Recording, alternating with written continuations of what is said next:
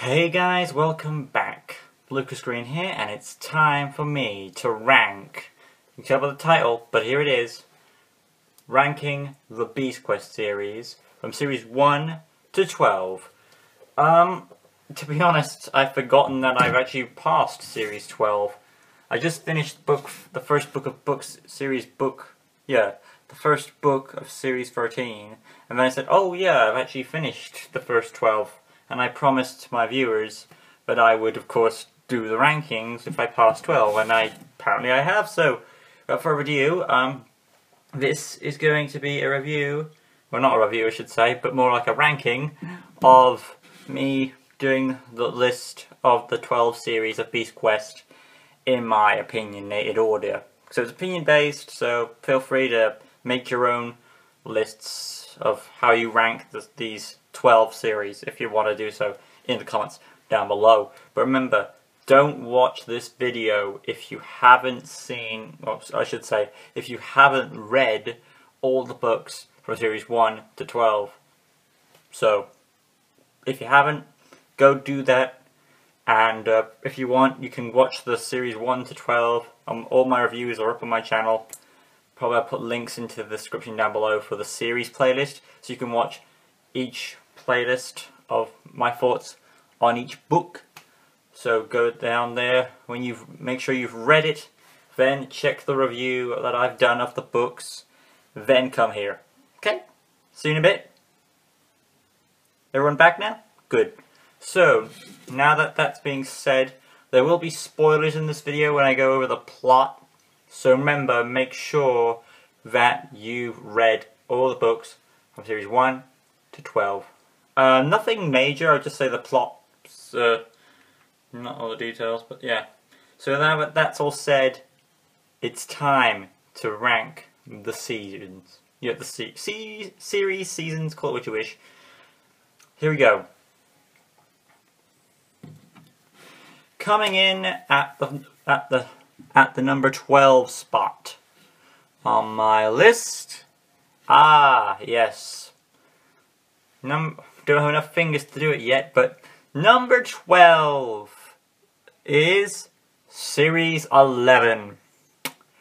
Series 11 is the series where we're introduced to Kensa, the sorceress, and she takes over as the main villain. Now, I do like the concept of her, if we can finally get a female villain, and she's meant to be our first one. This is not including specials, of course, if there is something. I know there's Petra, but she's more of a side character. So Kensa's our first real attempt at main villain female thing, and she's kind of similar to past sorcerers like Valmal and Malvel, but she's kind of like that Rita Repulsa type character where she can make monsters from clay and gain the beast blood, and she's gonna go to conquer Avantia because they've imprisoned her in Henkral, where a bunch of all the creatures have wings. Kind of like that Red Bull advertisement. So yeah, she wants to get her revenge by creating evil beasts and sending them into the Avantia to invade and take over for her revenge. And it's a good series. The only problem is I think other series are better. How it's handled. It's kind of basic, generic plot. The villains, Kensa and her assistant Eeyore. It's basically like. It turns into sort of like Power Rangers from Mighty Morphin Power Rangers Series 1, where you've got this evil witch with these monsters, and she's got this goal. So it's kind of Power Ranger-esque in there. However, I do like the mystery of what beast we're going to face next. You never know what's coming. There are several changes around, and I believe I can't remember completely off my head, but I believe when they beat a beast, something happens. But yeah, even though there are some strong points of the series, I do like that we get to see a new kingdom, Henkral. It's amazing, and that's another nice gesture. But yeah, for where it is, the other series are better than it to me personally. Hence why it's at the number 12 spot on my list. And even though it's at the bottom, it's still a great series for me, and I really enjoy this one. Because Kensa is one of the better villains, I would say. But yeah, moving on to my number 11 spot. So let's go to number 11. at number 11, ironically, is Series 12. So that's ironic, isn't it? Series 12, because, you know, my at the 12 spot I had 11, and at 11 I have 12. Series 12, the last series I read before I'm on Series 13. Which was, if my memory serves right, let's see. Oh yes, we're all. Remember, make sure that we are past spoiler corner. So this is the series where it's like the apocalypse. I think 3 or 4 of the kingdoms that Tom came across are all merging together.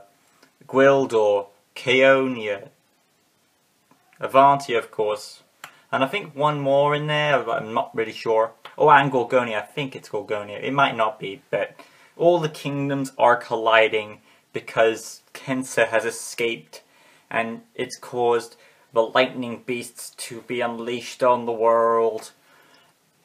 And yeah, all the kingdoms are in danger. Kensa breaks out Sampeo from the dungeons, and they form an alliance to. They have their own goal, and the lightning beasts have their own goal. They want to get Tom out of the way because he's the son of Taladon. Probably a more engaging story, I would say, because there's a lot more stakes on the line, a lot more threats. We get some of Tom's mom in there, nice little, and we get all kinds of twists and turns that you never see coming. And the ending, if I can recall, oh yes, the ending, and I forgot to mention about the stuff with Adaro. There is a great plot there. And the ending is just like OMG. I mean, yeah, I will go. I did say this was going to be spoilers, so why not?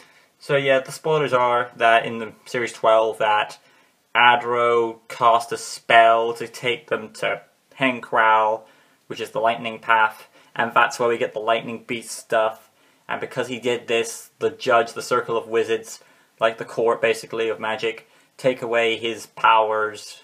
Or not take away his powers, they just forbid him to do anything. So in order to get him out of there, Tom makes a deal with the judge, and he gives up. They take away some of his magic powers, like some of his abilities, like his shield tokens, his jewel belt, but he's still got the golden armor powers and stuff. So he's got to go and capture Kensa to, you know, save his friend. So there's that on the line as well. And the plot twist at the end with the judge actually being the real villain. Turns out Kensa and Sampeo were working for him all along. I'm not sure when Kensa did that though. Did she plan this all? Because you can come with your own ideas here. Did she plan it all along while in Henkral, or was she planning it just now when she broke Sampeo out and they bumped into him? You never know. But whatever it is, I'm pretty happy that we have the judge as the new villain.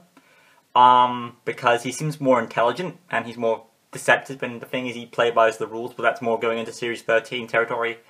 But for what it is, Series 12, great series, great series. Better than Series 11, I would say. But once again, I'm just so surprised that it was this low on the list, because other series I do like better than this one. But for what it is, all the elements that make it great are worth standing out. Moving on now to series, or I should say the number, what my next number spot is. Series, the number 10 spot. My number 10 spot is Series 8. Series 8 is a nice series, I like it. It's got a bit, it introduces us to Sampeo, the Pirate King. And you've got that sort of Neverland vibe in there with the flying pirate ship. And we've got a pirate that can control the beasts and stuff. I remember reading this series back when I was in school. Great series. I think it's all up a bit higher for me for nostalgia purposes. Even though Sampeo isn't really one of my favourite villains. But I do think he had a great ending. And of course the stuff with the life tree. The Tree of Ages, Tree of Being, that was it. Tree of Being. And that is connected to Tom's shield. And of course we've got some magic in there. I think there's enough. It's just maybe a bit further because of nostalgia for me personally. But yeah, I think I did enjoy that series. And it was a bit higher than I expected it to be. Again, it's probably because of nostalgia. You know, I guess some nostalgia can pay off well. Moving on to the next one on my list. Coming in, I said, so what we've had so far, yeah, series, at the 12th spot was Series 11, at the 11th spot was Series 12, at the 10th spot was Series 8, at number 9 we have Series 4. Series 4 is at my number 9 spot. Decent series, I enjoyed it for what it was, about the ghost beasts, where we're introduced to Taladon finally, the father, and he has to restore him to health. And when he gets restored, the golden armor goes back to its rightful owner, so there's that. But overall, I do like this story because we get to face Malvel's most powerful beasts. I put that in quotes to make sure that nothing ever comes across. And so far, nothing ever has, so that's nice there. And it's a nice touching moment between father and son. Decent series, really great, and it deserves the spot that I've given it. So, moving on my list, after Series 4, we're at the number 8 spot. Series 3. Series 3. Series 3 is the one where... Oh, Gorgonia, that's it. Where we're introduced to Malvel's kingdom, and it's a bit more of like another fetch quest thing. They have to stop Malvel from luring the good beasts into his kingdom so he can beat them up there. Because what he originally, if you've seen Series 1, he originally tried to go and take the beasts out by going into their realm, but this time it's the reverse. He's bringing them into his realm, and then he's going to take them out that way. But overall, I think I did like it. It's like a nice reverse concept, and I think we're introduced to Seth there, who will get a bigger role. You know, he becomes like the Scorpion Man at the end, which is a nice. Oh, there's some, and I think that's what made it a bit higher for me on the list, because it's a bit more sympathy for this guy who's been trying to hunt him down, and he eventually gets turned into a monster. And there is a reference to the Scorpion King in there, which I appreciated. Moving on now to the next spot on my list. Coming in at the number 7 spot is Series 7, which was the series where Malvel took over, was it Tavania, that kingdom? Where Tom gets his mom back finally after a big, lengthy battle. And what's the worst thing that could happen?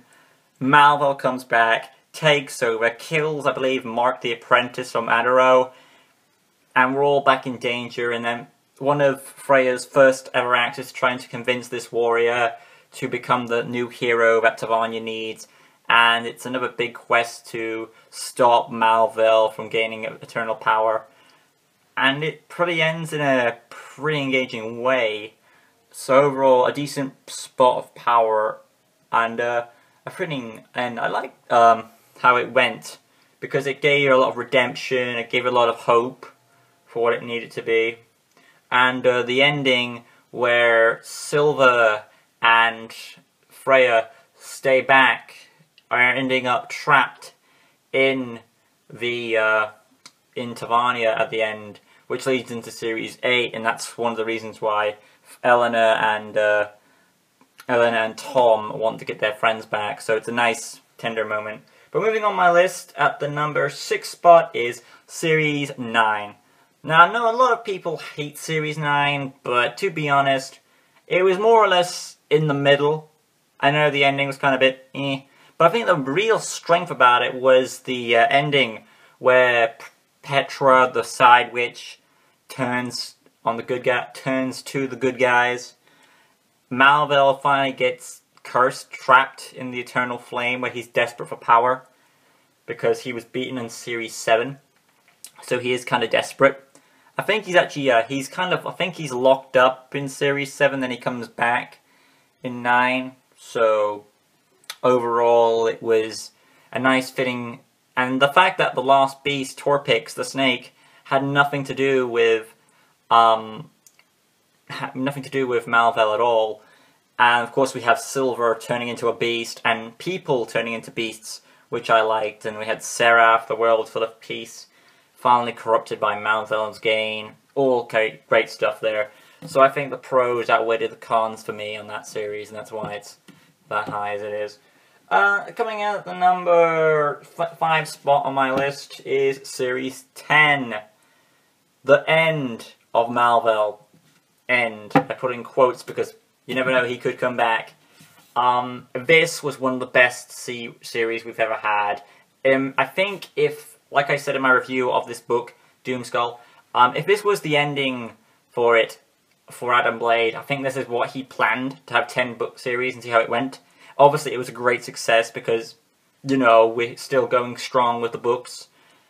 And of course, we had, like, this series, we had some Knights of the Round Table like that turning in. And not only could they become beasts, but they could also have the knight forms, and that was awesome. And then at this big battle where, we got Tom, he is tricked by, manipulated by Mal-Vel to let him out of the Eternal Flame, because Tom's kind of responsible for that.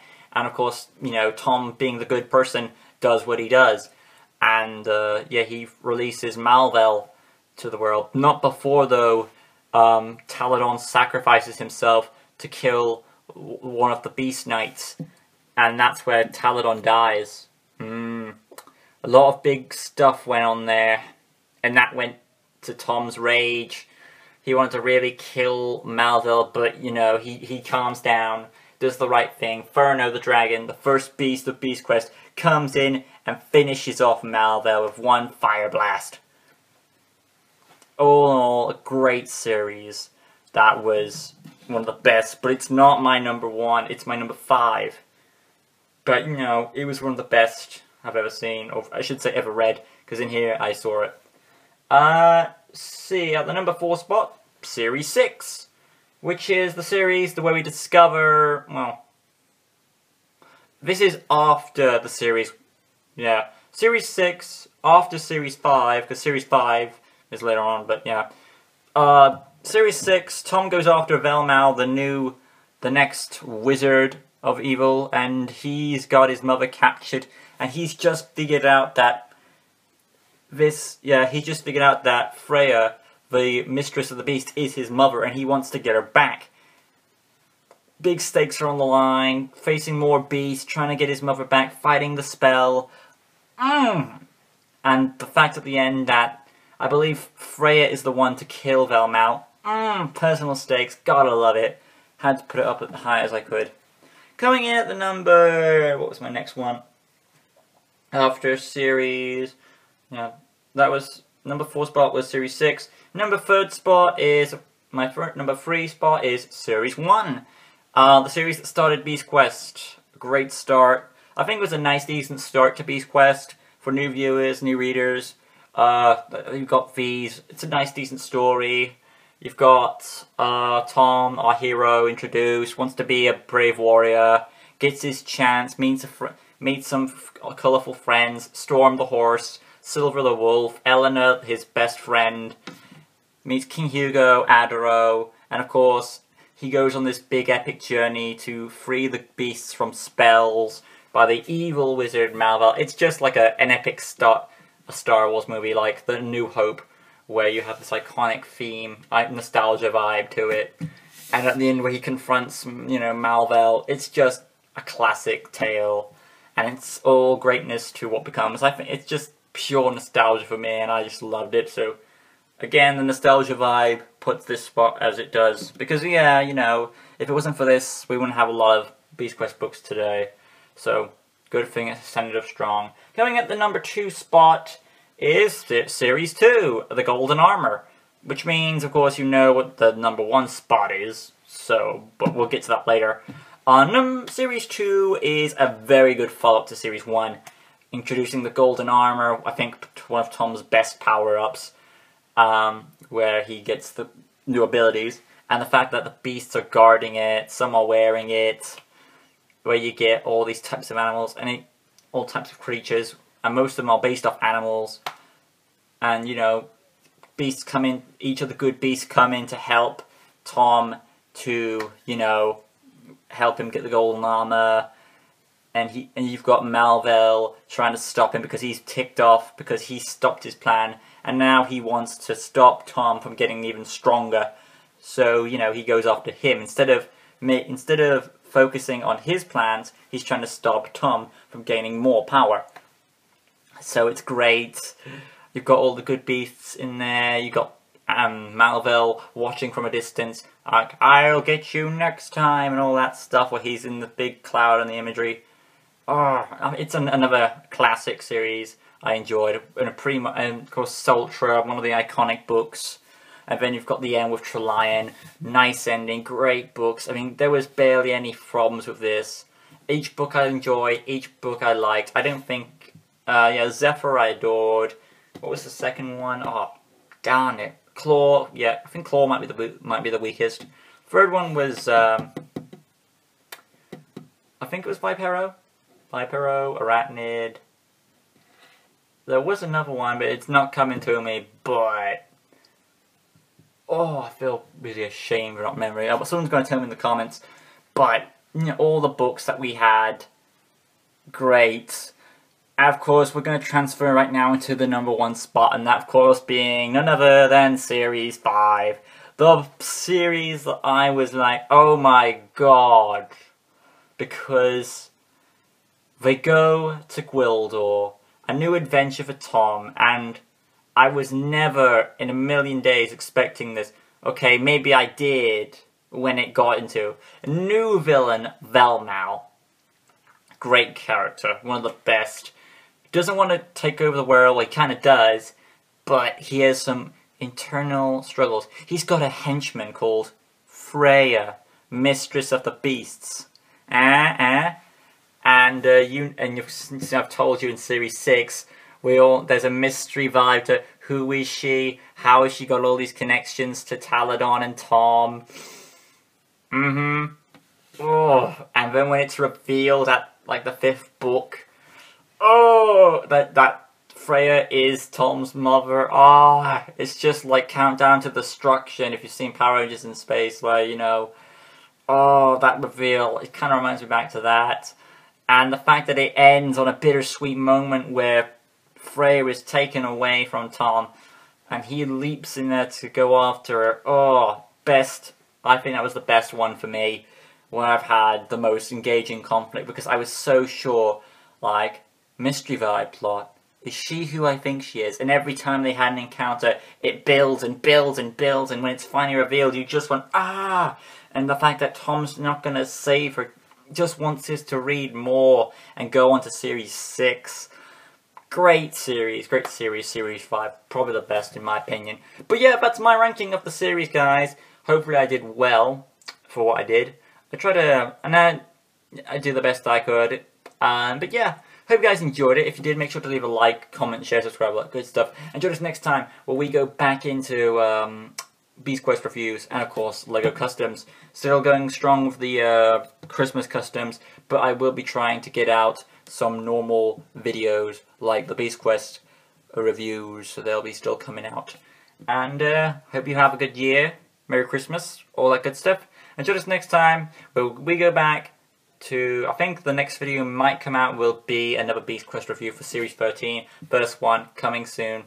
And then I will go back to the LEGO Customs. So join us back where we do that. Till next time, Merry Christmas, like always. Peace.